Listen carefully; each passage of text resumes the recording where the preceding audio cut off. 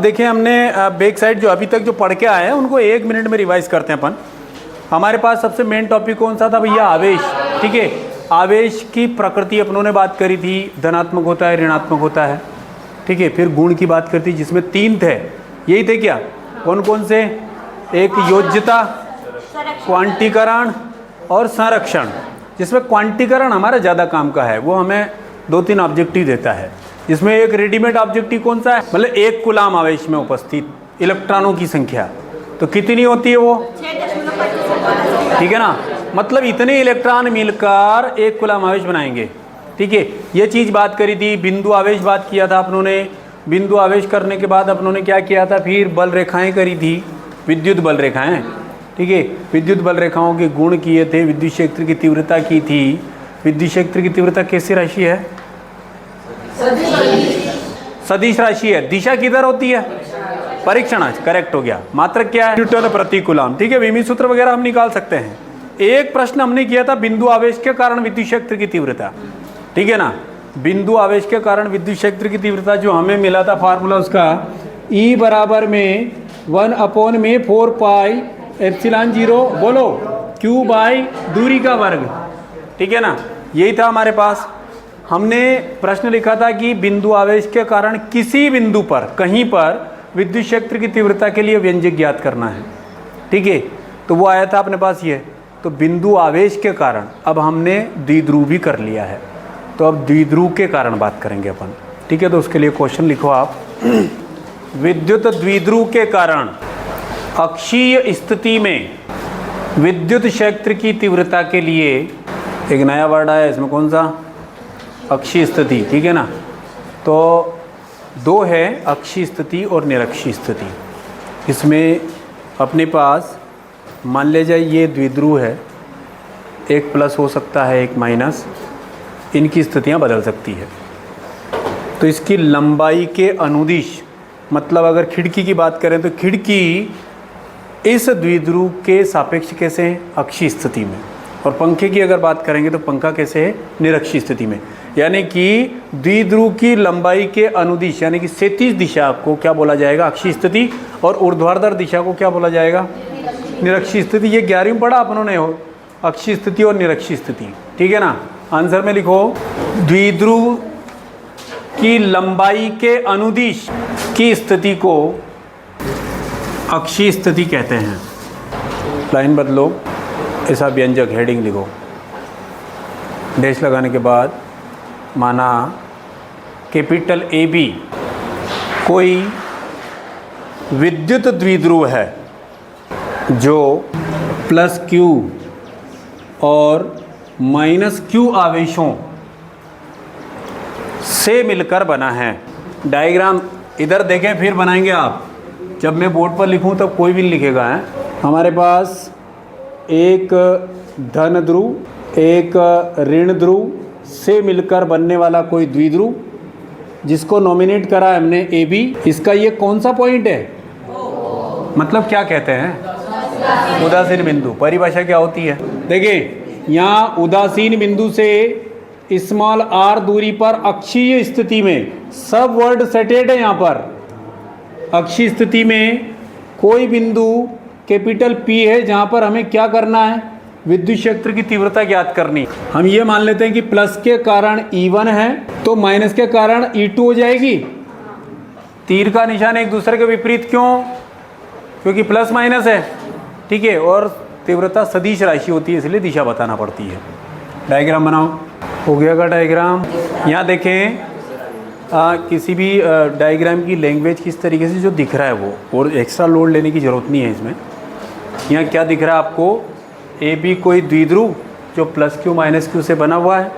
इसके मध्य बिंदु O से यानी कि उदासीन बिंदु से अक्षीय स्थिति में, ये वर्ड जरूर लिखना है अपने को, अक्षीय स्थिति में कोई बिंदु P है जहाँ पर तीव्रता अपने को निकालनी है। लिखें, चित्र में द्विध्रुव के उदासीन बिंदु से अक्षीय स्थिति में कोई बिंदु कैपिटल P है जिस पर विद्युत क्षेत्र की तीव्रता ज्ञात करनी है। ये डेरिवेशन का फॉर्मेट बनाया आप। ठीक है, लाइन बदलें। अब आपने डायग्राम में क्या दिखा रखा है कि E1 और E2। तो E1 किसकी तीव्रता है पता नहीं, पर हम ये मान लेते हैं कि प्लस की तीव्रता E1 तो फिर ये माइनस की होना ही है, क्योंकि दो ही तो पॉइंट है हमारे पास, और कोई है नहीं।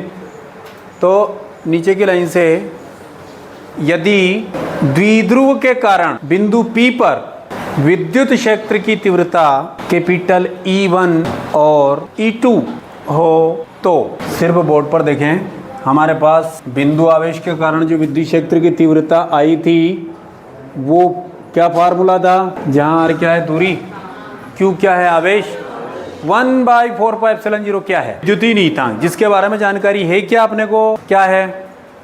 अच्छा, इसका आंकिक मान बताओ, बोलो।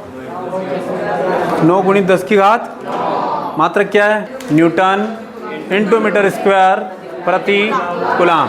जिसमें एक चीज़ आती है ये एप्सिलॉन नॉट, ये क्या होता है, ये भी जानकारी है क्या, बोलो फिर।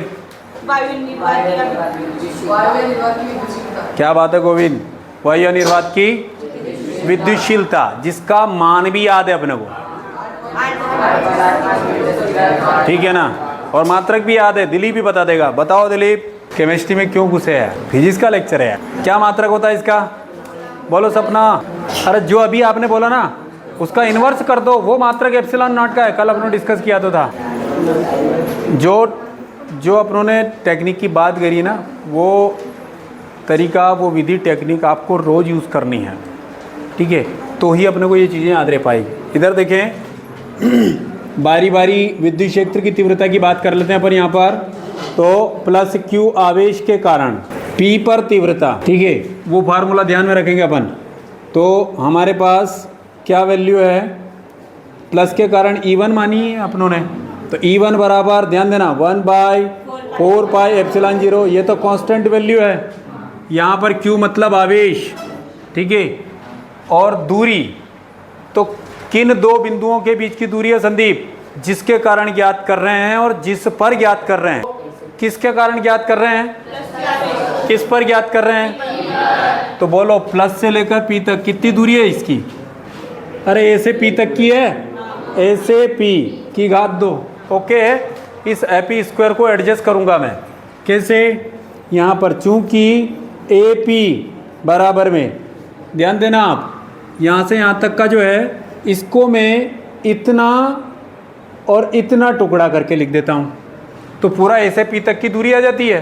टुकड़े में लिख रहा हूँ, मेरे पास जो डिस्टेंस है उस तरीके से।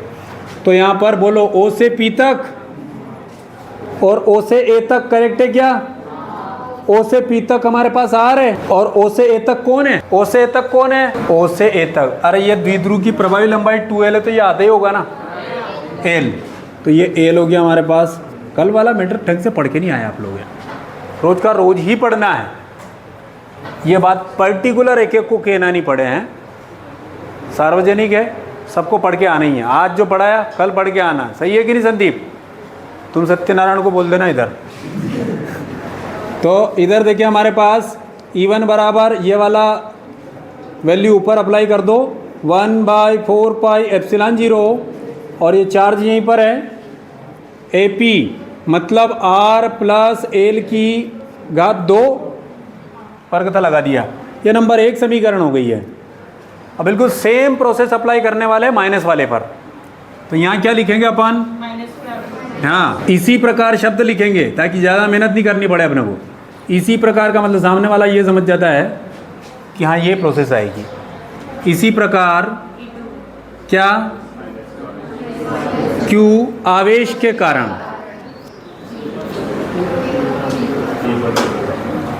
कारण P पर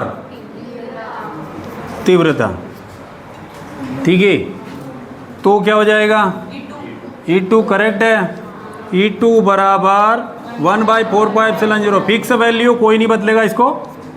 ये Q के बटे में कौन, R प्लस की जगह क्या हो जाएगा, ओके, हो गया काम।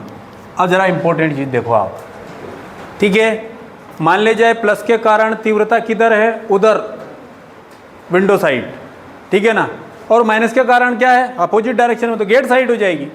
दोनों तीव्रताएं एक दूसरे के अपोजिट में है। मान लीजिए एक टेबल है, इधर से मैं धक्का मार रहा हूँ, उधर से आप धक्का मार रहे हो, ठीक है ना, तो भैया टेबल कहाँ जाएगी, जो कमज़ोर पड़ेगा, पर यहाँ दोनों ही कमज़ोर नहीं है, जितनी माइनस के कारण तीव्रता है उतनी ही प्लस के कारण तीव्रता है।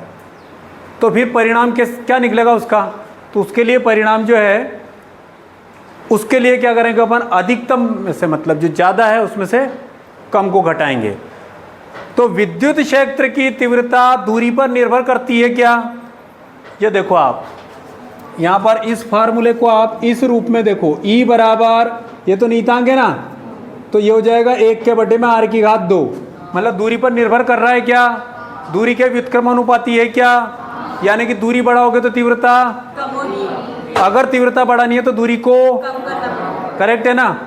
तो यहाँ पर अब ये सारी चीज़ सुनकर मुझे ये बताओ कि इस बिंदु P पर प्लस के कारण माइनस के कारण दोनों में से किसके कारण ज़्यादा तीव्रता? किसके कारण ज़्यादा तीव्रता? क्यों? वो पास में है, मतलब दूरी कम है, दूरी कम है तो तीव्रता बढ़ेगी।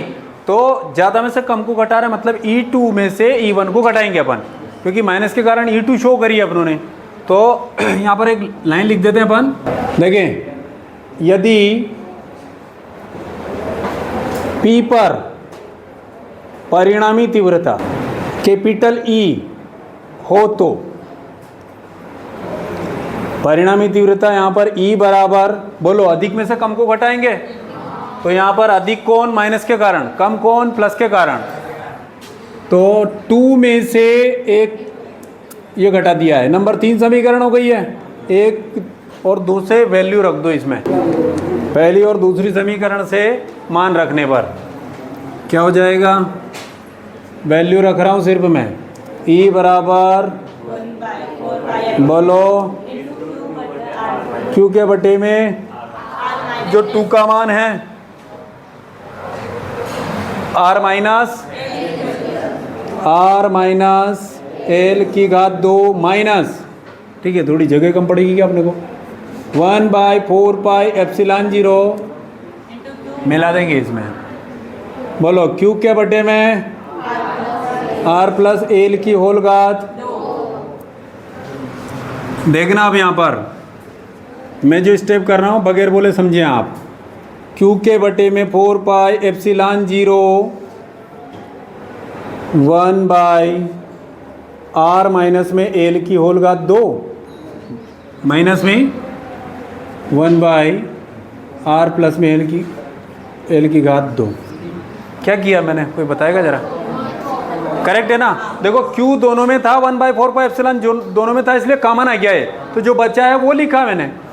अब यहाँ पर और आगे लघुत्तम आएगा बराबर में Q के बटे में 4πε0।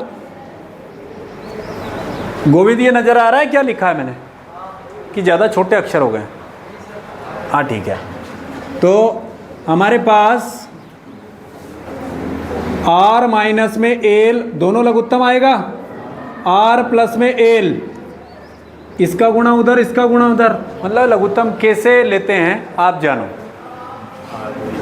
R plus L² minus R minus L², और 3 फार्मूले अप्लाई हो रहे हैं यहाँ पर, ठीक है, तीनों आपको ध्यान है।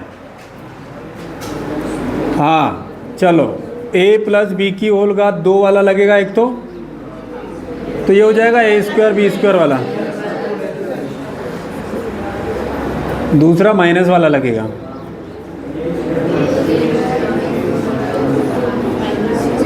टू AB, और एक और लगेगा A प्लस में B, A माइनस में बराबर A² माइनस, ठीक है। ये तीनों फार्मूले इस वाली स्टेप में अप्लाई करेंगे अपन। ज्योतमाल, अब देखें जरा,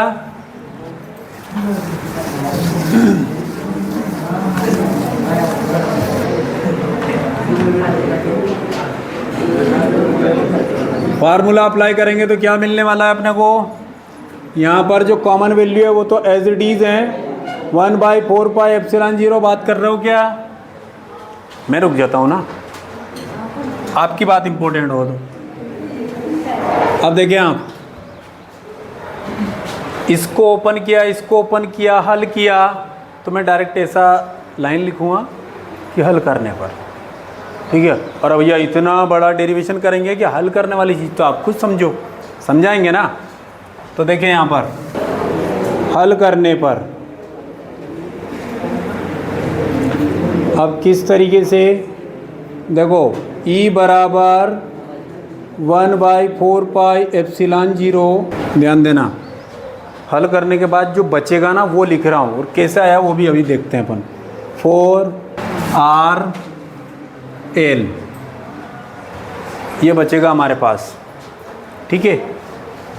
और अपॉन में बचेगा R की घात 2 माइनस L की घात 2 की घात 2। आया कैसे, इधर देख लो। ये पर डेरिवेशन छोटा तो करना पड़ेगा ना, इतना बड़ा डेरिवेशन, टाइम कितना लगेगा इसमें अपने को, ठीक है। अपने पास इतना टाइम वहाँ थोड़ी है। तो यहाँ पर हमारे पास इस वाली स्टेप को हल किया तो a² + b² + 2ab करेक्ट है ना। तो ये पूरी को ओपन करेंगे अपन, करके देख लेते हैं। a² + b² + 2ab, ये खोल रहे हैं इसको, और इधर माइनस है, माइनस वाले को भी ओपन करो, ब्रैकेट के अंदर होगा ये a² + b² - 2ab, माइनस का गुणा अंदर होगा तो माइनस माइनस प्लस, करेक्ट है। माइनस का मल्टीप्लाई अंदर कर दिया मैंने, तो यहाँ पर जो चीज़ कैंसिल हो रही है उसको कीजिए, 1 2, ठीक है, 2RL 2RL 4RL, करेक्ट है। बाकी नीचे वाला स्टेप देखिए आप, यहाँ a - b a + b, 2 minute के लिए स्क्वायर भूल जाइए आप, तो a + b -a² - b² होगा कि नहीं, फार्मूला सही बैठ रहा है, इसलिए आया। वो घर पे अपने हिसाब से भी करके देखें, यहाँ तो आपको सब समझ में आ जाता है, घर पे भी आना चाहिए तब जाके। अब यहाँ पर इसको और करके एक और तरीके से मैं लिख दूँ इसको, E बराबर में क्या हो जाएगा, ये जो 4RL है ना, इसको 2 × 2 लिख देता हूँ मैं, एडजस्ट करेंगे, मतलब फार्मूला है अपने पास। और ये R और L यहीं पर, और अपॉन में भी ऐसा कैसे ही है, R² - L² की घात 2, ठीक है। अब ध्यान देना जरा, सचिन, 2 सचिन है, दोनों कंफ्यूज हैं, तो सालिया केडी वाला है। इधर देखो QL2, सही क्या, इसे देखकर कुछ याद आता है, बोलो। Q × 2L क्या, P मतलब क्या। अब देखें आप, ये Q × 2L डाइपोल मोमेंट होता है, द्विध्रुव आघूर्ण, तो यहाँ पर चूंकि लिखोगे आप Q × 2L को आप P लिख सकते हैं, और ये क्या होता है आपके पास, द्विध्रुव आघूर्ण, जिसको अंग्रेजी में डाइपोल मोमेंट कहते हैं। हिंदी इंग्लिश में शॉर्ट में लिख दिया मैंने, या फिर हिंदी में शॉर्ट भी लिख सकते हैं। अब ध्यान दें आप, E बराबर, ये तो फार्मूले में चला गया, 1/4 पाई एप्सिलॉन 0 यहीं पर है, और 2 यहीं पर, और इनकी जगह छोटा p लिख रहे हैं, और r यहीं पर है, सही है क्या, ठीक है। r की घात 2 माइनस l की घात 2। डायग्राम में आइए वापस, ये वाला जो फार्मूला है ना अपने पास, ये बड़े द्विध्रुव के कारण आया है, न्यूटन प्रति कूलम। परंतु एक चीज अपने ने पढ़ी, बिंदु आवेश। बिंदु आवेश का मतलब समझ रहे हो ना आप, तो एक आदर्श द्विध्रुव की साइज कितनी होती है, बिंदु आकार का। आदर्श द्विध्रुव कौन होगा, जो सबसे छोटा होगा। तो ये द्विध्रुव मान लो कि अभी इस प्रकार का है, छोटा होते होते वो ऐसा छोटा भी हो सकता है, बिल्कुल बिंदु आकार का भी। तो उस सिचुएशन में ये अपने पास पूरा लेंथ कितना है, 2L है। अरे प्रभावी लंबाई बोलते कि नहीं द्विध्रुव को, तो ये 2L आया कहाँ से, इतना L और इतना L, तब जाके 2L बना। तो जैसे जैसे द्विध्रुव छोटा होता जाएगा, वैसे वैसे L जो लेंथ है वो क्या होती जाएगी, कम होगी ना, कम होती जाएगी। तो ये जो दूरी है वो आर की तुलना में कितनी कम हो जाएगी, बहुत कम। इसलिए एल की जो घातें हैं उनको नेगलेक्ट मान रहे हैं अपन, ठीक है। तो यहाँ लिखेंगे अपन एल की उच्चतम घातों को नगण्य मानने पर, ठीक है, नगण्य मानेंगे तो मैं थोड़ा डायरेक्ट लिखूंगा, आप ध्यान देना इधर 1/4 पाई एप्सिलॉन 0 इधर नजर आ रहा है, 2p यहीं पर और बटे में r की घात 3 आया कैसे वो देख लो।